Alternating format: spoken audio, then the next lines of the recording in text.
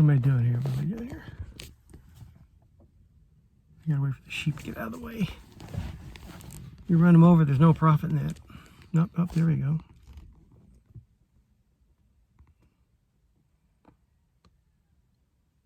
Ornery bunch. Just an ornery bunch of hoodlums. Oh, and here's the goats. Oh, geez. Don't buy any goats. My best advice. They're about good for target practice, that's all. Go play in the street. Ah! I love them, that's why they're still here, but they're just jerks. They pick on everybody. Go! Don't bug me. No. It's a goofball. I gotta get his hooves done, he's way overdue. Forgot what I was gonna do here. Oh, apparently, where's the camera? I got this thing backwards now. I'm over here. Apparently, a low ball offer is bad form. I don't know if, I mean, I'm sure there's people in the world that have never bought or sold a used car. But I guess today's, and I'm not here to criticize anyone or any group or generation, anything like that. But apparently a lot of people believe if someone comes in with a low offer, that's offensive and oh my gosh, and then they walk away from the table, I guess. I don't know what they do, but that's not how it used to be. I will admit something though, negotiating something, any sort of negotiations, it's uncomfortable. Because you're trying to get someone to give up something, or it's I don't want to pay too much, but I want to sell it for as much as I can. Okay, it depends on, doesn't matter which side of the equation you're on. Let's see, I'll use a car as an example. I'm going to go and sell a car on Craigslist, a used car. So I'll sell this car right here. Let's say it's worth, I'm going to ask $10,000 for it on Craigslist. 2,000, whatever it is, blah, blah, blah, this and that, asking 2,000. I'm sorry, asking 10,000. Now, someone's going to come back and see this. Well, this is what we've always done traditionally. A guy's going to see my ad. He goes, "Ooh, I like that truck. I like those. I want to get one of those." So he contacts me, comes, looks at a truck, and he says, "Boy, 10,000. I don't think so." He says, "I'll go 65. That's 35. That's almost not quite half of what I'm asking." Now, I could get offended, jump up and down, run through the neighborhood, tell everyone what a jerk you are. But I know he's lowballing me for a reason. Nobody wants to pay retail. Nobody wants to pay the sticker price, and there's a reason for that. Somebody's going to come in. He's going to try to, tell me, "Hey, dude, you're clueless. You're never going to get 10 for this truck. I'll give you 65. And he knows I'm not going to take 65. So, but that's the game. That's the dance we have. He comes in with a lowball offer. Now, am I offended? Do I feel like this guy's assaulted my bloodline? Or, no. This is the dance. Now I'm going to respond. Nah, I'm going to sell the whole car, not half of it. So you're nowhere close to what I'm asking here. And so it's if I handle it correctly, he wants to pay 65. I'm offering it at 10. I'm asking for 10. I'm still in the power position because I have the thing that he wants. Well, now a low ball offer could go one of two ways. One, he's just window shopping. As soon as I say, "Nah, dude, you're not even close," then he quits and walks off. He might put up a little bit more, but he's not going not going to raise the price.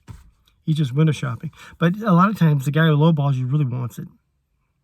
He really does. And so he's willing to try to cut you deep to get you off that 10. Now, if he goes back with another offer a little bit more, the guy's in the game. I know this now. Okay, he's a low ball. He's this, cut me deep, whatever. But this guy's still here. He wants it. So that puts me in a better position. Now, here's the thing. Because we're both playing the same game, he's got his low offer at 65. I'm asking 10. I know the game he's playing. Okay? This is something we were raised in this situation, this type of negotiation. I only want 8 for my car, for my truck. And it's probably, it might not be worth, well, let's just say I want 8. I got to get 8,000 for it. Why are you asking 10? So I can shave a little off the top for his sake. Okay. Now I said, well, I'll go for 9,500. Yeah, if I do this right, I might be able to get more than 8. But I know I want 8. That's my bottom line. But he lowballs. He's trying to get me to carve it down, and I'm trying to get him to raise his bid. And we're playing this little game. Okay. So I give myself in this case, a $2,000. What would you call it? Cushion. I'm not going to give him I'm not going to do 8,000 right off the bat, but if he starts raising, I'll start lowering a little bit. We'll get closer. We're going to get closer. Now, if he's smart at purchasing, let's say he goes to 7 and I drop it down to, let's say 9. He says, geez, we're only $2,000 apart. Why don't we meet in the middle or something like that? It's a $500 is keeping us apart, blah, blah, blah. And we can pretty much both get in a good position. He's getting it for much cheaper than he thought he would. And, less than the asking price. No guy wants to pay the sticker price, because then it proves your negotiation skills were nil. That's kind of a thing, at least in our generation. But it was just a dance. I priced it higher than I wanted. I wanted 8, so I priced it at 10. He's coming in a lowball offer, trying to crank down my cushion there. It's what we all did. Nobody was offended. Nobody was, that's the part you should understand. But now I understand something. I said, I'm not here to critique anybody, but now I understand something about these folks, and that is, look at my battery going here.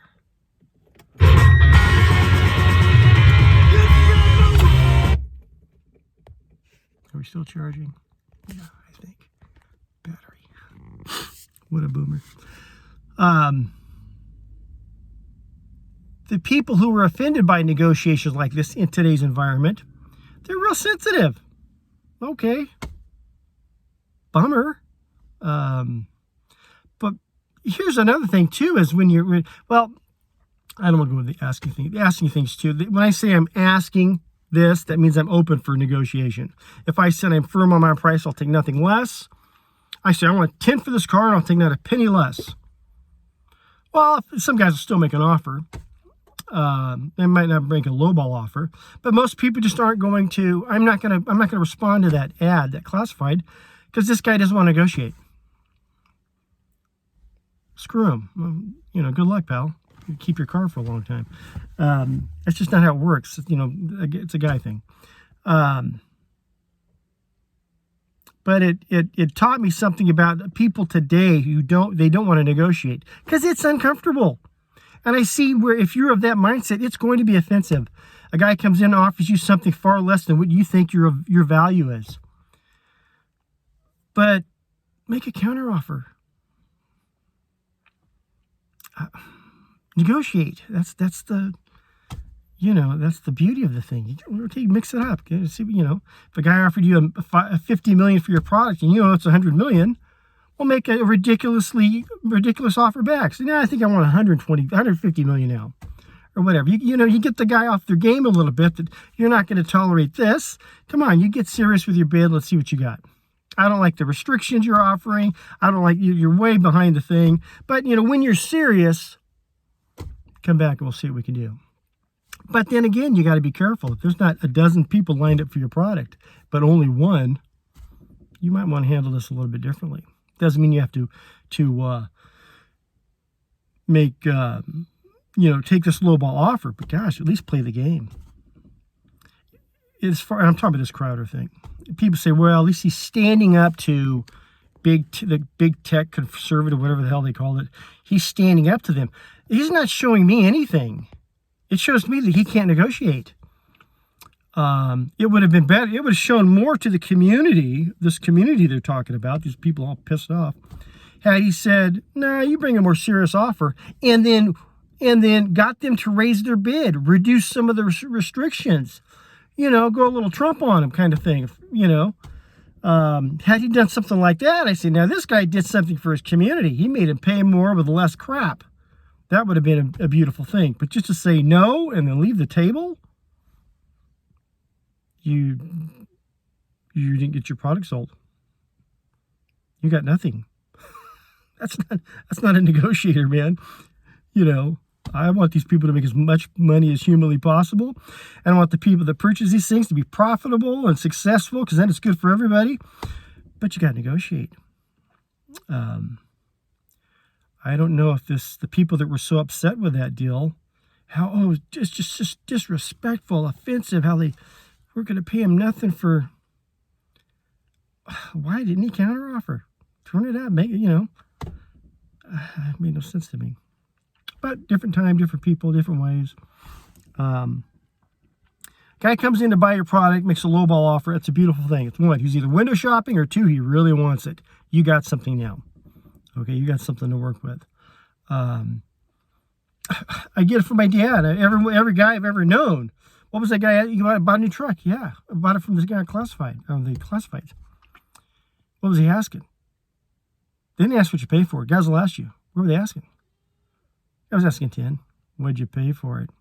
I got it for 85. Hey, good. Right on. This kind of thing. It's just a guy thing. But no one ever. He was asking 10. What'd you pay? I paid 10. Loser. What a loser. I paid. The only time I ever paid the price the guy was asking was my Harley, because the guy was asking about $2,500 less than he could have got for it. And he told me, he says, I'm selling it today. And I'm in the car. I'm on the way to this place. He says, I'm selling it today. He says, you either like it or you don't. He says, there's nothing wrong with this bike, but it's got to go today. And I had the money in my pocket, went down there, saw it. Okay, here it is. Assuming that, okay, I'm going to get this thing home. The engine's going to blow. The heads will be just, had no problems with it. A couple little minor things over time. I've got thousands of miles on it.